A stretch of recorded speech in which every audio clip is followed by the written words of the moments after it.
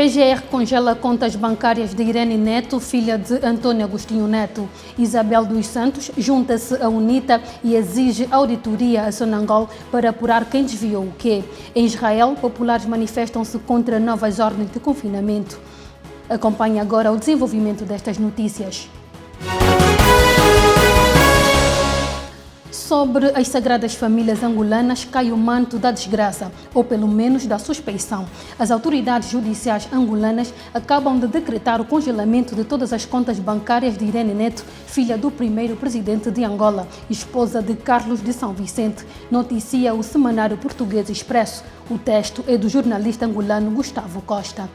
A decisão está relacionada com a investigação de vários crimes no processo que liga a seguradora 3As a Sonangol, cujo corte na relação provocou a falência da seguradora, na qual Carlos São Vicente detém 90% das ações. O empresário foi esta semana ouvido pela Procuradoria-Geral da República, de onde saiu como arguido. O antigo presidente do Conselho de Administração da seguradora 3As é suspeito de crimes de peculato, participação econômica, tráfico de influências e de branqueamento de capitais. Irene Neto, antiga deputada do MPLA e membro da sua cúpula, também já tinha assistido em dezembro passado ao congelamento das suas contas no Banco Helvético CISA, por determinação do Ministério Público de Genebra, escreve Gustavo Costa, que apresenta que um levantamento feito pelo portal Maca Angola revela que o Banco BIC transferiu mais de 500 milhões de dólares para as offshores de São Vicente e família. O mesmo fez o Banco BAI com 230 milhões de dólares e o BFIA com mais de 400 milhões de dólares. A empresária Isabel dos Santos apela à realização de uma auditoria séria às movimentações financeiras da Sonangol, visando apurar quem de facto desviou o quê e quem efetivamente tornou a empresa um pouco melhor. A primogênita do antigo presidente José Eduardo dos Santos fez este apelo durante uma entrevista à Rádio MFM, conduzida pelo jornalista João de Almeida.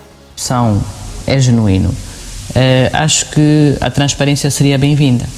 Hoje o combate à corrupção é seletivo, é político, foram escolhidos alguns alvos, mas se a intenção for de corrigir o que está mal, acho que uma auditoria à Sonangol seria um sinal positivo, seria um sinal de transparência, e uma auditoria numa empresa esclarece coisas boas e esclarece coisas más. Portanto, podem ser identificados contratos e investimentos que a Sonangol tenha feito e que eram bons contratos, que ela fez boas parcerias, teve bons investimentos, teve bons lucros, e com certeza são também identificados os contratos maus, os contratos onde tenha havido perda de ativos ou desvios de fundos e quem efetivamente beneficiou destes contratos.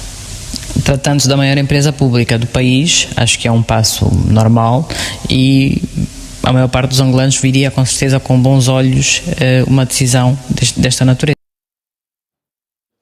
Isabel dos Santos explicou ter sido nomeada presidente do Conselho de Administração da Sonangol pelo então chefe de Estado José Eduardo dos Santos, com o objetivo claro de pôr termo aos desvios e à corrupção na petrolífera.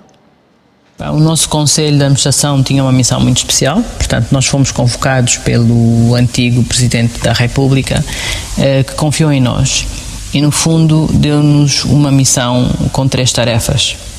A primeira tarefa era salvar a Sonangol da falência. A segunda tarefa era aumentar a rentabilidade, a receita. O país precisava de dinheiro, o Estado precisava de dinheiro, era importante que a Sonangol fosse rentável. E a terceira tarefa era efetivamente combater a corrupção que existia na Sonangol.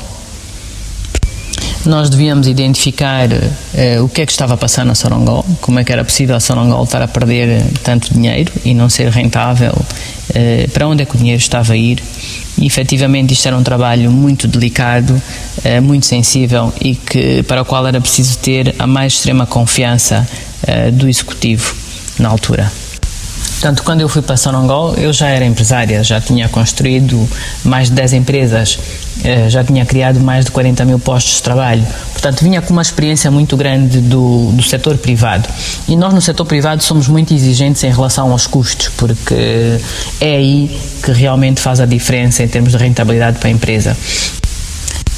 E percebemos que era por aí, era por via dos contratos, que a Sonangol podia estar a perder dinheiro ou que podia mesmo haver fugas ou desvios de dinheiro da Sonangol. Então começamos a rever esses contratos todos, um a um, desde a imobiliária, a aviação, a venda do petróleo, o setor da saúde, Girassol, base da Sonils, revimos todos os contratos e percebemos que havia realmente uma sobrefaturação em muitos deles, ou seja, os custos que estavam lá imputados não eram os custos do mercado, e começamos a tentar fazer um benchmarking, uma comparação de quanto é que seria um custo normal em relação àquilo que estava a ser cobrado.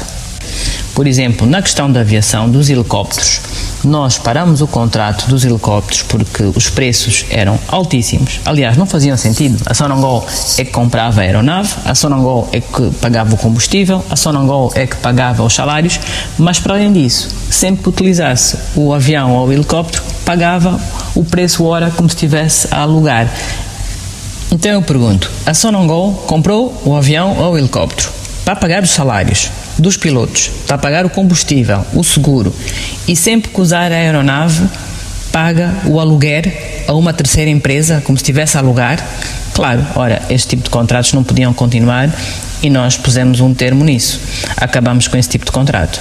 Haviam empresas de várias pessoas ligadas a Sonangol que beneficiavam desse tipo de esquemas. Como podes imaginar, quando cortamos esses contratos, quando acabamos com esse tipo de contratos e ligações com esse tipo de empresas, irritamos muita gente e acabamos por ser exonerados.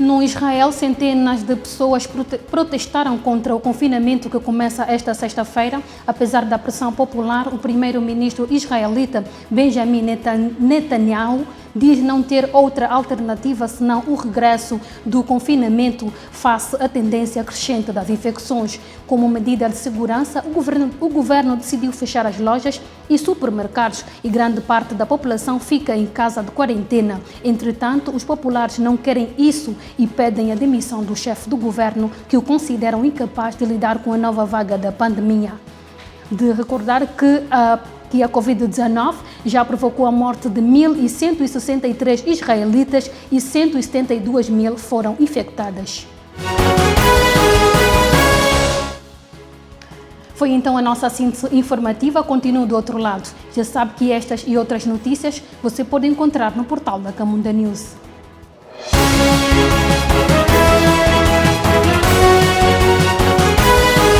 Camunda News. Informação atualizada e cidadania.